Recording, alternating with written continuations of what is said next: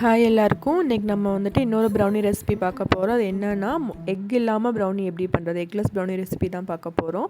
எல்லாத்துக்குமே வந்து ப்ரௌனி ரொம்ப பிடிக்கும். அதில் எக்கு ஸ்மெல் பிடிக்காதவங்க நிறைய பேர் இருப்பீங்க இல்லையா, அதனால தான் இந்த எக்லெஸ் ப்ரௌனி ரெசிபி போட்டிருக்கேன். அதை கண்டிப்பாக சேவ் பண்ணி வச்சு ட்ரை பண்ணி பாருங்கள்.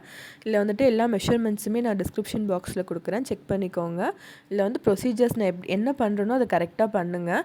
கொஞ்சம் வீடியோ ஸ்பீட் பண்ணி போட்டிருக்கேன், நான் சொல்கிறது வந்து கரெக்டாக நோட் பண்ணி வச்சுக்கோங்க. இல்லை ஃபஸ்ட்டு வந்து நம்ம சாக்லேட் வந்து 150 கிராம்ஸ் எடுத்திருக்கோம், பட்டர் வந்து 100 கிராம்ஸ் எடுத்திருக்கோம். அந்த ரெண்டையுமே வந்து டபுள் பாயிலிங் மெத்தடில் வந்து நம்ம மெல்ட் பண்ணி வச்சுக்கலாம். நெக்ஸ்ட் இன்னொரு மிக்சிங் பவுலில் வந்துட்டு கர்டு வந்து ஒரு 115 ml வந்து எடுத்திருக்கேன். அதையும் நம்ம சுகர் வந்து brown sugar plus white sugar ரெண்டும் சேர்த்து 120 கிராம்ஸ் போட்டிருக்கோம். 60 கிராம்ஸ் போட்டுக்கோங்க. அதை வந்துட்டு அந்த கர்ட் கூட சேர்த்து நல்லா வந்து சுகர் மெல்ட் ஆகிற வரைக்கும் மிக்ஸ் பண்ணிக்கோங்க. சுகரை வந்துட்டு 2 சுகரையும் ஒட்டுக்கா பவுட்ரு பண்ணியே போட்டுக்கலாம், ஒரு பிரச்சனையும் இல்லை. சுகர் நல்லா மிக்ஸ் ஆகிற வரைக்கும் நல்லா பீட் பண்ணி எடுத்துக்கோங்க. நல்லா மிக்ஸ் ஆகி நுரைச்சி வந்துடணும். கர்டு வந்துட்டு அந்த திரியாக இருக்கும் ஃபஸ்ட்டு நீங்கள் மிக்ஸ் பண்ணும்போது. அது வந்து நல்லா மிக்ஸ் பண்ணும்போது அந்த இதாக போயிடும். அந்த ஸ்டேஜுக்கு நீங்கள் மிக்ஸ் பண்ணிவிட்டு நம்ம மெல்ட் பண்ணி வச்சுருக்க சாக்லேட் ப்ளஸ் பட்டரை வந்துட்டு நீங்கள் அதில் ஊற்றிக்கலாம். ஊற்றி நல்லா வந்து மிக்ஸ் பண்ணி விடணும். மிக்ஸ் பண்ணி விட்டுட்டு அது கொஞ்சம் திக்காகும் இல்லையா, அந்த கன்சிஸ்டன்சிக்கு வந்துடும். இப்போ நம்ம என்ன பண்ண போகிறோம்னா, அடுத்து நம்ம ட்ரை இன்க்ரீடியன்ஸ் என்னென்ன போட போகிறோம்னு பார்த்தீங்கன்னா, மைதா வந்து ஒரு 90 கிராம்ஸ் எடுத்திருக்கேன், கொக்கோ பவுடர் ஒரு 30 கிராம்ஸ் எடுத்திருக்கேன். அது கூட பேக்கிங் பவுடர் வந்துட்டு ஒரு 1 teaspoon baking powder, baking soda வந்துட்டு ஒரு பிஞ்ச் பேக்கிங் சோடா போட்டால் போதும். சால்ட் வந்துட்டு 1/2 டீஸ்பூன் வந்து சால்ட், ஒரு பிஞ்ச் ஆஃப் சால்ட் போட்டால் கூட ஓகே தான்.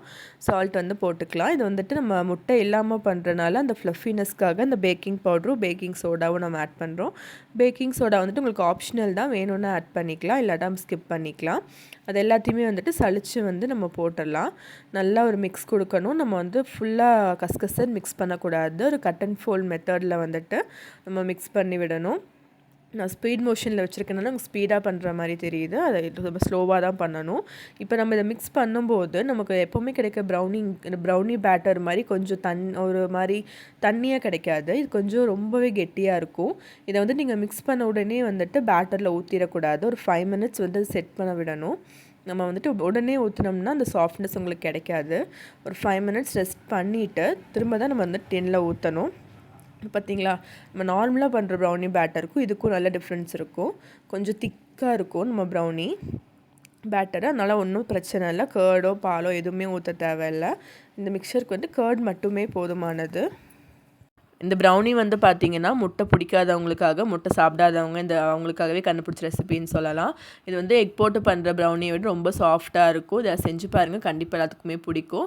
நம்ம டின்னில் ட்ரான்ஸ்ஃபர் பண்ணிக்கலாம். பண்ணிவிட்டு ஒரு டேப் பண்ணி விட்டுருங்க. அப்போ தான் எல்லா சைடும் ஈக்குவலாக வந்துட்டு இருக்கும், எந்த ஏர் பபிள்ஸும் இல்லாமல் இருக்கும். அப்புறம் ஸ்க்யூவர் இல்லை லைனர் வச்சு நம்ம இந்த மாதிரி லைன்ஸ் போட்டு விட்டுறலாம். அப்போ தான் எல்லா சைடும் ஈக்குவலாக வந்து கிடைக்கும். நம்ம ஓடிஜியை வந்து 180 டிகிரி செல்சியஸில் வந்து 10 மினிட்ஸ் ப்ரீ ஹீட் பண்ணி வச்சுருக்கோம். அதில் வந்துட்டு இதை ப்ளேஸ் பண்ணிக்கலாம். அதே 180 டிகிரி செல்சியஸில் வந்து 30 மினிட்ஸ் நம்ம பேக் பண்ணி எடுத்தோம்னா பர்ஃபெக்டாக இருக்கும். ஒவ்வொரு ஓடிஜிக்கும் ஒவ்வொரு டெம்பரேச்சர் டிஃபர் ஆகும், அதுக்கேற்ற மாதிரி பேக் பண்ணிக்கோங்க. நம்ம வந்து இப்போ ப்ரௌனி நம்ம பார்த்தீங்கன்னா ரொம்ப சாஃப்டாக இருக்கும். அவ்வளோ டேஸ்ட்டாக இருந்துச்சு இந்த ப்ரௌனி. சுகர்லாம் கரெக்டாக அவ்வளோ சூப்பராக இருந்துச்சு. கண்டிப்பாக எல்லோரும் ட்ரை பண்ணி பார்த்துட்டு கண்டிப்பாக கமெண்ட் பண்ணுங்கள். உங்களுக்கு இந்த ப்ரௌனி வேணுன்னா ஸ்க்ரீனில் தெரியுற வாட்ஸ்அப் நம்பருக்கு டெக்ஸ்ட் பண்ணி ஆர்டர் ப்ளேஸ் பண்ணிக்கோங்க.